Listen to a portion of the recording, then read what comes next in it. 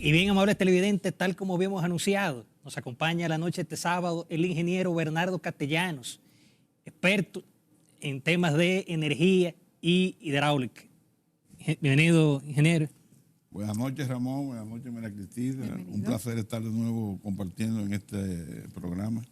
Gracias, ingeniero.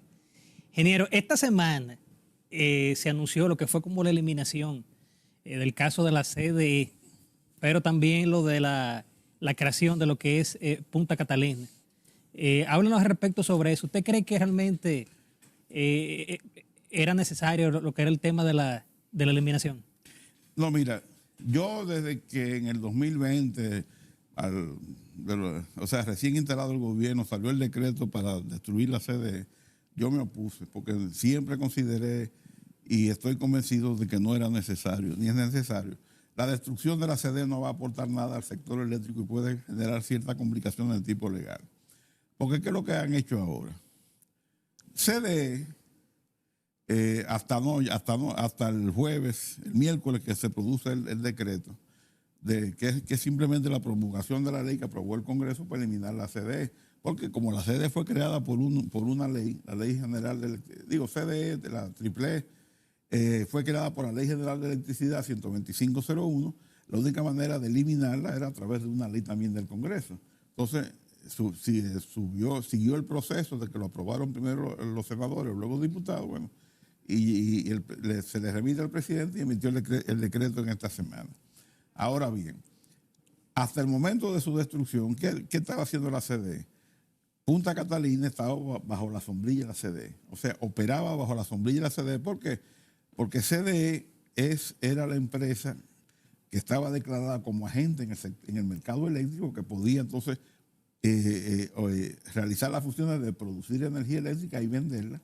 Entonces Punta Catalina, que no tenía personería jurídica, estaba bajo la tutela de CDE, bajo la propiedad de CDE, y desde que Punta Catalina entró en pruebas y en operación, siempre ha estado bajo CDE. Ahora bien, bajo la tutela de CDE, Punta Catalina, según ha dicho los mismos funcionarios, y de hecho, Celso Marracín, en una entrevista precisamente con Ramón, con tu padre, en esta semana, dijo que este año Punta Catalina va a producir beneficios entre 200 y 250 millones de dólares. Pero el beneficio acumulado de Punta Catalina en los 3 años de operación es del orden de los 600 millones de dólares, o sea, prácticamente un promedio de 200 millones de dólares anuales. Eso es bajo la sombrilla de la CDE. Entonces, ¿qué va a aportar ahora tú cambiar el nombre de CDE por el nombre de Empresa de Generación Eléctrica de Punta Catalina? ¿Qué va a aportar que Punta Catalina esté bajo esa empresa que se crea ahora y que no sigue frente con CDE? Absolutamente nada.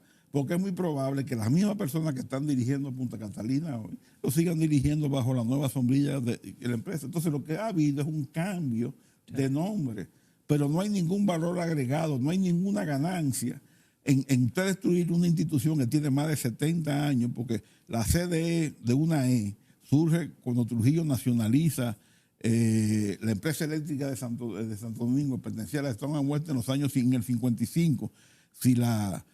Si la memoria no me falla, estamos hablando que prácticamente 70 años. Entonces, ¿por qué destruir una institución con tanto acervo? Además, el Estado, con los problemas que tiene de titularidad, la cantidad de activos que tiene el CDE es impresionante. O sea, yo creo que ni se sabe. Entonces, lo peor del tema es que se destruye la CDE y es la fecha que no se conoce una auditoría financiera ni una auditoría patrimonial que determine cuáles son los activos y pasivos que tiene esa empresa.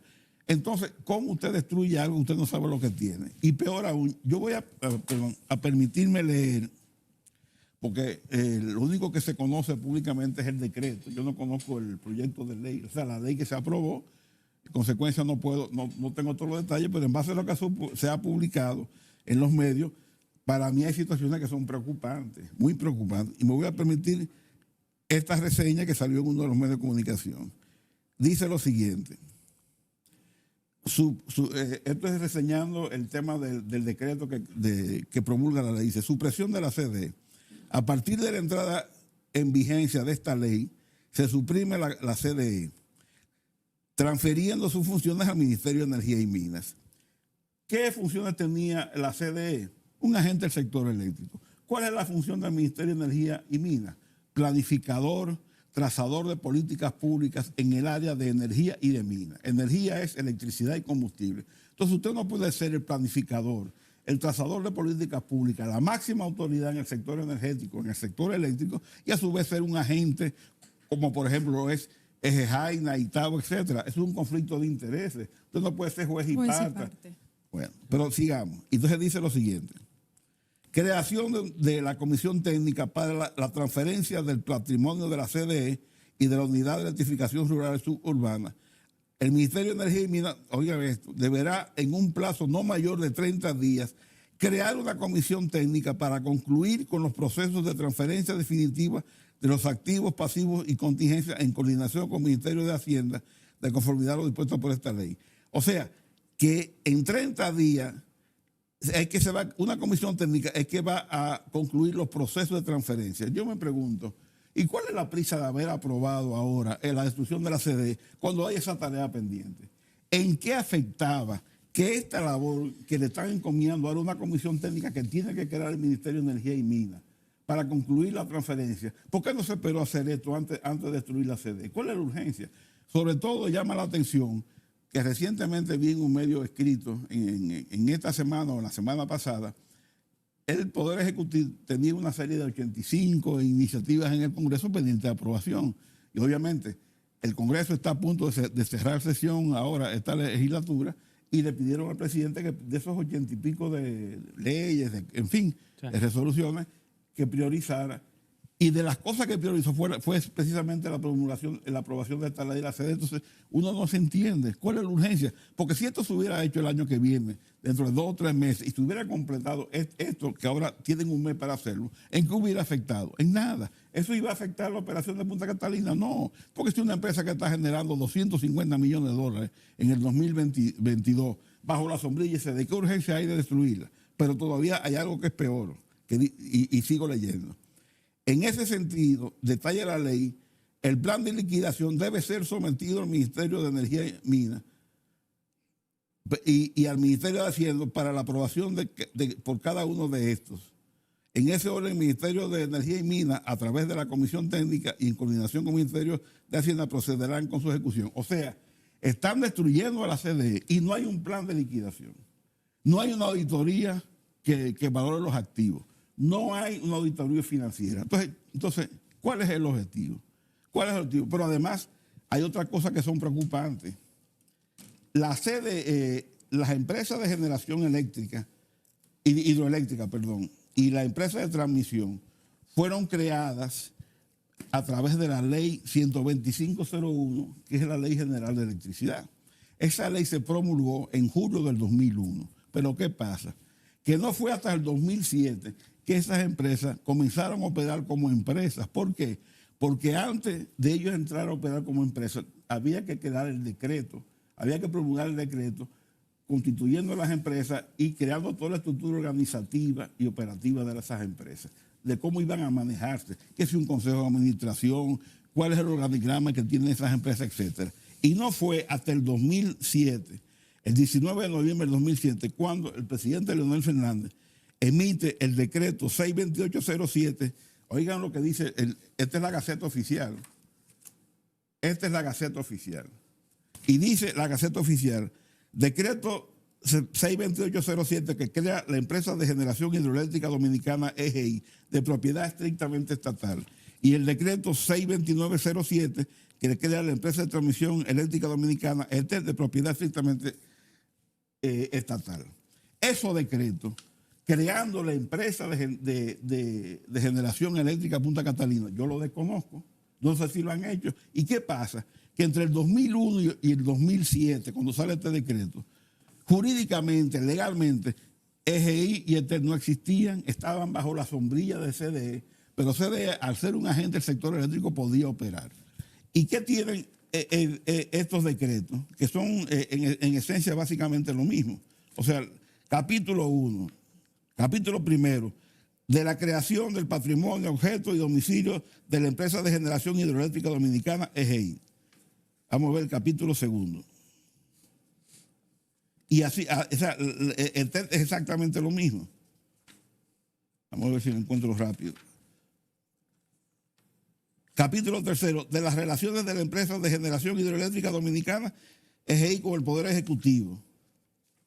Capítulo 4, disposiciones generales. Capítulo 5, disposiciones transitorias. Y el capítulo 2, que es muy importante, déjenme ver si lo encuentro rápidamente, para que ustedes vean, que es donde se define, aquí capítulo 2, de sus órganos de dirección, administración y control facultades. Entonces, eso que yo sepa no existe para la empresa de generación eléctrica Punta Catalina que se acaba de crear. En consecuencia, aunque tiene la ley que la crea, como la ley del 125.01 del 2001 que creó ETED y EGI, sin embargo, hasta que no se emitieron estos decretos, esas empresas no tenían personería jurídica para actuar. Entonces, para mí ahora mismo, Punta Catalina, yo no soy abogado, insisto, no conozco la ley, pero en base a esta experiencia previa con la creación de ETED y de EGI, que se crean por ley en el 2001, que es lo que ha hecho ahora esta ley que crea a las empresas de generación eléctrica Punta Catalina,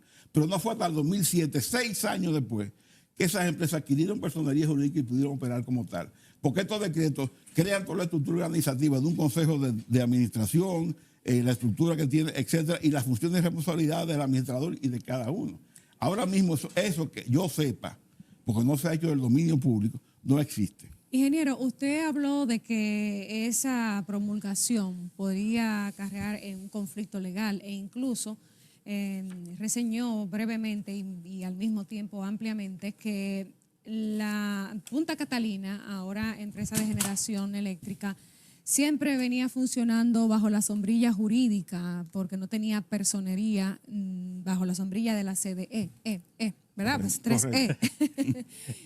¿Piensa usted que hay ilegalidad en esta promulgación, que es esto una decisión inconstitucional? No, bajo ningún concepto, porque, o sea, fue el Congreso que aprobó esa ley, ¿entiendes?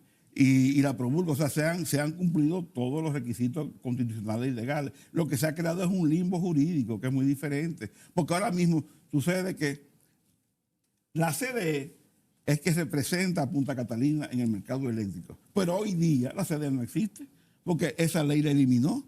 Sí. Entonces, ¿quién ostenta la representación de Punta Catalina ante los estamentos del mercado eléctrico, que son el organismo coordinador, la superintendencia de electricidad? ¿Quién los ostenta? Porque se habla de transferir los activos al Ministerio de Energía y Minas, pero el Ministerio de Energía y Minas no puede ser un agente del sector eléctrico. Esto es un absurdo. Usted no puede ser juez y parte, pero además yo le voy a decirte lo siguiente. Aquí yo tengo la resolución CIES 095-2021, o sea, de la Superintendencia de Electricidad, que fue una resolución que se emitió, el 4 de noviembre del año 2021, que es cuando la Superintendencia de Electricidad, ante una solicitud de la CDE, transfiere a Punta Catalina al fideicomiso de Punta Catalina, que en ese momento estaba en creación. Entonces, oigan lo que dice la resolución. Primero, autorizar la transferencia de la concesión definitiva presentada por la empresa, por la CDE, conforme al acto de constitución del fideicomiso público de la Central Eléctrica Punta Catalina, el cual implica la transferencia de los derechos de explotación y operación sobre la obra eléctrica Central Termoeléctrica Punta Catalina y de sus activos relacionados, otorgado por el Estado Dominicano a la CDE en virtud de la Ley 394-14. O sea, esta resolución, ¿quién dice? Que quien tenía la propiedad de esos activos era la CDE. Y la concesión definitiva que tiene que otorgar la Superintendencia de Electricidad para que una empresa pueda operar en el mercado eléctrico, se la transfiere al fideicomiso, pero ¿condicionado a qué? Número 1, el fideicomiso de Punta Catalina deberá presentar en un plazo de 120 días calendario a partir de la notificación de la presente resolución en original, copia certificada o copia visto bueno original, los documentos constitutivos del fideicomiso público de Punta Catalina que evidencien fehacientemente la constitución definitiva del fideicomiso y que sustente la transparencia de la concesión definitiva de manera enunciativa y no limitada a lo siguiente: copia certificada del control de fideicomiso, toda la documentación, la aprobación del Congreso, etcétera. ¿Qué pasa? Que en noviembre el fideicomiso no había sido aprobado por el Congreso, solamente había sido aprobado por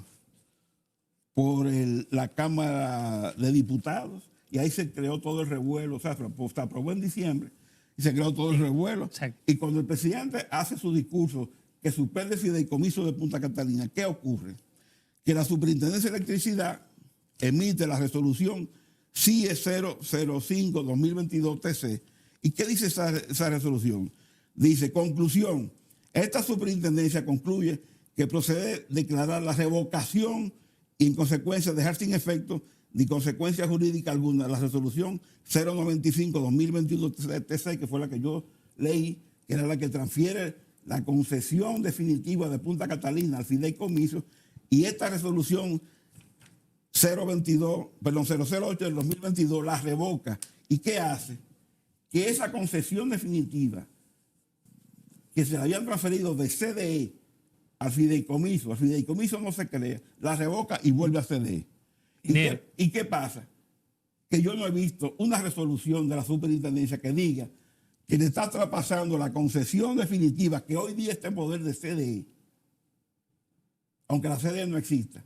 Pero para que eso sea legitimado ante los organismos competentes del mercado eléctrico, la CIE tiene que emitir una resolución como la que emitió en el 2021 095, donde diga que esa concesión definitiva que la CIE adjudicó a la CDE, se la dio al fideicomiso y la volvió a dar a la CDE, se la adjudique ahora al Ministerio de Energía y Minas, porque no se la puede adjudicar a la empresa, porque a la empresa le faltan todavía, desde mi punto de vista, y no soy abogado, pero viendo la experiencia de EGI y de TED, les falta todavía el decreto constitutivo, que no existe. Ingeniero. Entonces, por eso yo digo, y puede ser que esté diciendo una barra basada, que Punta Catalina tenga un limbo jurídico, fruto de esa premura y de esa rapidez inexplicable con que se ha destruido la CDE. Ingeniero, con su permiso y de los amables televidentes, nos vamos a una pausa comercial y en breve retornamos con la entrevista estelar en Encuentro Directo.